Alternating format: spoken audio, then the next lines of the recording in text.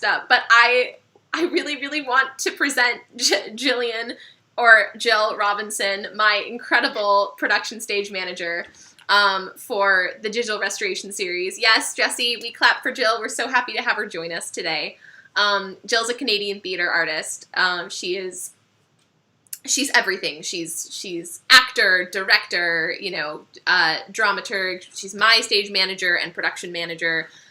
She's the general assistant of Cup of Hemlock Theater based up in Toronto. And she and I have been working together a lot these past few weeks, and we are going to be working together a lot for the coming, 6 months. Jessie is, again, a wonderful stage manager in addition to being an actor and company member for Sweet Tea Shakes. And so all of us have been learning and exploring what it means to make digital theater for these past few months. And now that Sweet Tea is sort of launching this digital theater season with all of these Zoom productions and audio dramas and podcasts, all these ways of experiencing theater electronically, I thought it would be fun to bring Jill on with Jessie and I to chat a bit about the challenges of that, the opportunities of that, and just kind of what it's like to turn our production team's skill sets towards the digital medium. So, Jill, thanks for being here. Really. Thanks for having me. I'm so excited to talk theater with you folks. And yeah, you nailed it on the head, Claire. This is the world we're living in right now. Virtual digital communications, albeit theater, connecting with friends, family. Yeah, so the world it's different. And from an organizational point of view, it is, I guess, one thing for me to drum home is lists. I was always a list maker, and now that the only form of communication is via email or text or a meeting, lists and scheduling and color coding have become my ultra best friends. Sure. Throughout life. Absolutely. Yeah. So it's exciting, though. It's fun. I find I've been having this conversation with different pockets of folks throughout the last couple of weeks. The connections I'm making, and obviously me being Canadian and talking to my fellow lovely Americans, the connections I've been making digitally, they almost seem more personable. It's really interesting. As something that is so distanced, it really forces you, when you're in the little caveat of meetings and rehearsals, you're face-to-face and you're really interacting with folks. Mm-hmm. So at the beginning of this whole pandemic, it was I'm a very big extrovert. I love people. I'm the last person you'll see leave a party, all that jazz. It was a shift for me. It was oh, what's it going to be like, not being in a rehearsal hall or going out for that drink post-shows. And but I've been really finding impactful conversations being had and meeting so many new people and doing so many new things and exercising skill sets that I don't even think I would have had the time to do if I was still, foot running to auditions and really focusing on my acting side of things. So I'm grateful for this platform that we're dealing with right now. It's been a wonderful experience for me thus far, and I'm so excited to lock and load and roll us all the way to next spring with the DRS. And it's wonderful to just be surrounded by such amazing community right now, within the theater. The cast that we have lined up for this project, they're amazing people and so talented and so wonderful. And at a time like this, that's what we need. Yeah. Yeah. And Jessie, you're currently working with the concerts, right? I am. I'm not really SMing, though. Not been asked to handle that piece for these. They've been pretty low-key, but I've been working with some of the rehearsal process. So we are in person, some for that, which has been nice on the flip side, having done all the online stuff earlier in the year. Sure. But definitely everything is very different from where we were. But I think those meaningful conversations are still happening. And I think originally maybe I think they're born out of this need to talk to a human, and preferably a human you've not been stuck within your house with. Yeah. 'Cause that's a whole nother can of worms. You love people, but you get tired of them and need a new face. I think that's been one of the beautiful things, is that you are reaching out and maybe getting to know people a little bit better than you would have even face to face. I'm an introvert, so in those face to face things, I'm like the wallflower, typically. So this has been a nice way for me to get to know people a little bit better. Lovely. Yeah, do you find that being in a virtual platform, be it Zoom or Skype or something similar, like, do you find it makes you more talkative and, like, more sort of willing to enter into a conversation? Or is it, like, I don't know, is it inhibiting somehow? Like, does it make you want to be even quieter? I think for me, with using Zoom, it makes it easier to step out, because even if I don't want to say it out loud, I can put it in that little chat box. So you have those little side conversations and jokes going on. So I think for me, it maybe is a help. And I know for other people, it makes it easier for them to reach out maybe to their SM to have that chat box. Yeah. Which also can be really challenging as an SM as well. I don't know if you've run into this yet, Jill, but you're trying to read lines for someone who isn't there, or reading stage directions and taking notes as people send them into you, and handling potential issues. And, oh, hey, sorry, I can't do this day.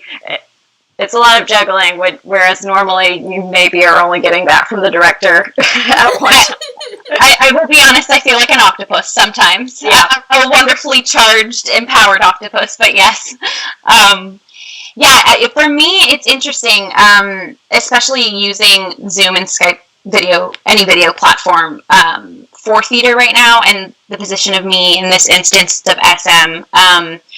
I find just conversations have to be, from my end, more calculated, especially being the SM position, like what to say in the room, when to say it, and then same with, the sidebar is a private chat lingo to me from the actors, so like I have my eyes peeled on that, my ear out for Claire, a text message going on with my ASMs, so there's many different pockets of communication lines happening, so it really just takes a little bit more focus, as someone who I can have conversation 24/7, but in the room it's just when to have it and who to have it with. So that's actually been a wonderful, at first using these platforms to, like you were saying, Jessie, connect with folks and just have conversations and network that way. And now that I think we're really seeing, like, the theater world in general, a shift of these platforms being the new way. There's new kind of rules and regulations and etiquette that's being put into place. So that's just an interesting journey to discover and to implement and try to get the whole team on board with that too. And again, email is basically the main line of conversation too, right? So it's just being like very clear and apparent, and in a layman's term knowledge of the steps to be taken. So just a little extra focus. Absolutely. I wonder if that's part of where the term Zoom fatigue even comes from. Like, I wonder if it's not just the strain on your eyes of staring at a screen, but it's it's the added pressure on facilitators, like a stage manager, to negotiate multiple types of communication. Of the types you mentioned, Jill, of listening for me as a director, managing the chat with the actors, having your texting with ASMs. Additionally to all of that, you're trying to read actors' body language through a screen, which is not optimal. It's the exact opposite of the way that you want to read an actor's energy, right? You want to be you're only getting this. Yes. Yeah. Well, you're getting this, and you're getting this, which actors have, like all of us, have sort of come to associate with work, right? And a very corporate sense of presentation. So actors are less likely to I have found, at least I have observed so far, they're less likely to fidget and just communicate non-verbally.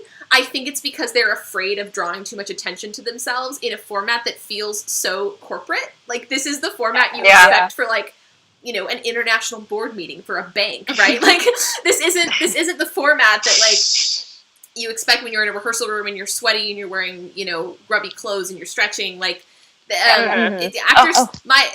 actors seem to be comporting themselves with a little bit of, like, fear and anxiety. Like, oh, I must be sort of still and not move my hands too much. And now, fortunately, like, as we do project after project, there comes a point in every project where the actors start to realize that they are empowered to let the characters live in their bodies and to move organically and to allow the character to enter them even if they are sitting down.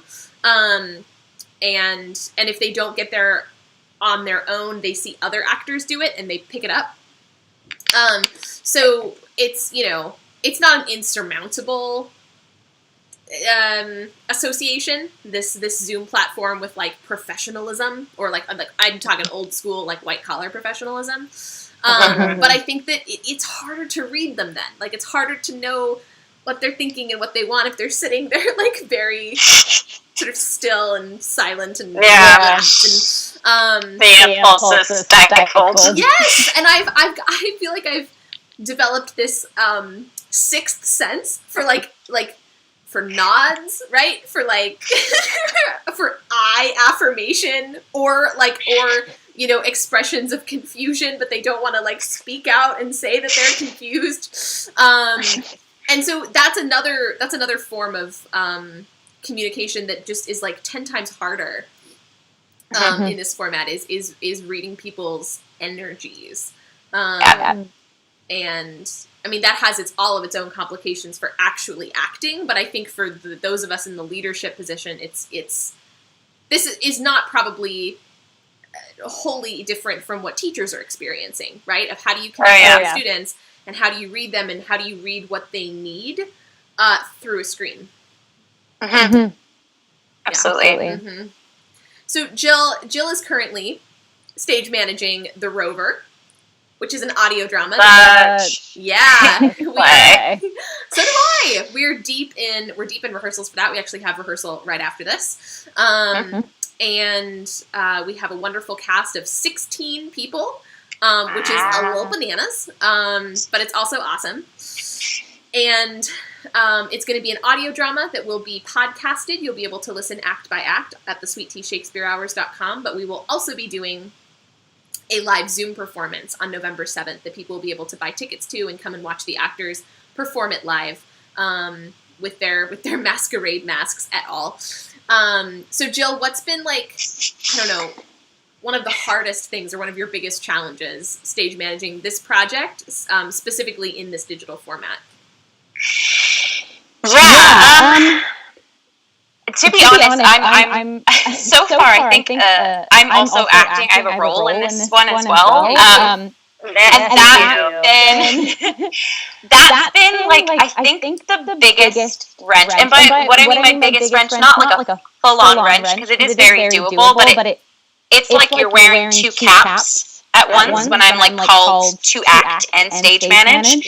A couple rehearsals ago, I just had, like, a heavier acting night, and we also had some members have some tech difficulties, or you know, someone needed something emailed to them on the fly.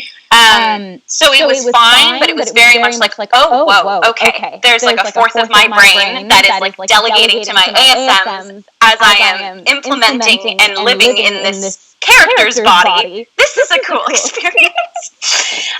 So that's probably the most challenging thus far, and I think my remedy for that is just I'm doing a lot of off-screen character work so that I can kind of just jump into that almost autopilot-ish for Claire. Because the thing with SMing, with tech difficulties and cast needing something or emergencies coming up on the fly, like that'll always come through me. So I just need to prep for those. No night will go completely smooth. So if I can be as smooth as I can be on any other front, then we're okay. So I think that's been the most challenging juggling thus far. And then it's just because this is a new platform, and it's the second installment in the DRS. Like we're still shifting things around, launching different things. So it's just wrapping our heads around, what's the most effective way of doing this, and kind of troubleshooting formats of things. And so I know though, with like I said, with the cast we have coming up and the creatives and the teams we have, we will have a blueprint and a template that will just coast us through. I have no doubt in that. So it's juggling the admin side with the artist side for this project being in it, and then just kind of troubleshooting, guinea pigging everything right now is where things get a bit challenging. That's what I would say. Yeah, everything is pedagogical right now, right? Like I think I can speak for you, Jill, and for the rest of our sort of stage management team when I say that like there's nothing that has happened so far that has not been a learning experience for all of us. Because we are in uncharted waters. So when something goes right or wrong, I think all of us are like, okay, well, we got to tuck that away. we got to remember that for next time. And when Jill says the DRS, she means the Digital Restoration Series, which is this sort of multi-pronged project that I'm going to be working on with Sweet Tea all the way through March of 2021.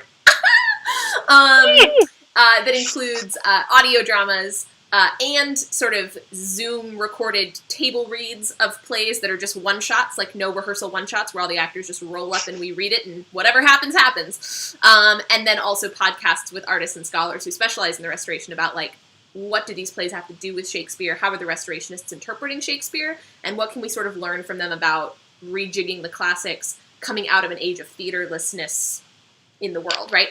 And so with Rover, like, I don't know, I feel like every day I end up with like a laundry list of things that I just figured out, right? Things that I didn't know that I like just figured out in the course of doing the rehearsal, and often just getting things wrong and being like, okay, well, I got to remember that for next time. And I don't know about you, Jessie, but like, have you had a similar experience where you just feel like you're constantly like learning or like learning how this works? Oh, definitely. Yeah. I mean, I don't know that I can cite one specific example right now, but yeah.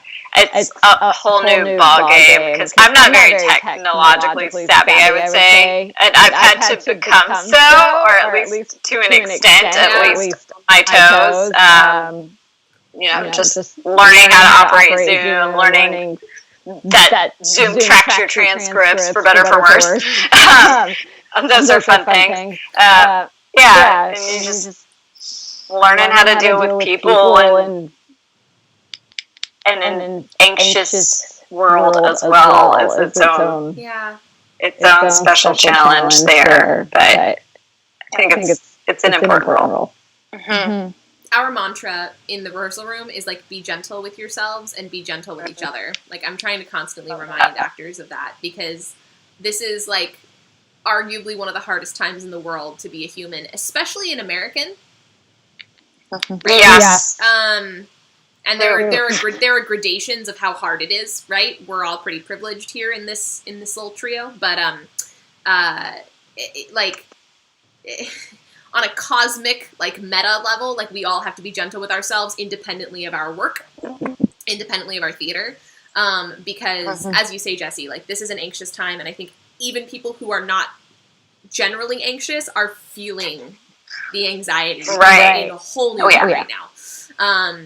And so that's another thing that is a challenge, but also an opportunity of making theater digitally. It's like, on the one hand, it is very technologically complex, and it's a challenge, and it's always a learning curve. And I mean, I don't know about you, Jill. I feel like I get things wrong all the time. It's like I'm always messing up.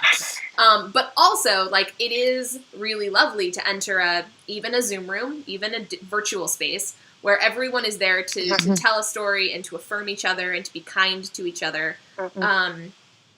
It's always, I have found with theater people, and it's always it's always that they're very kind to each other and they have trouble being kind to themselves.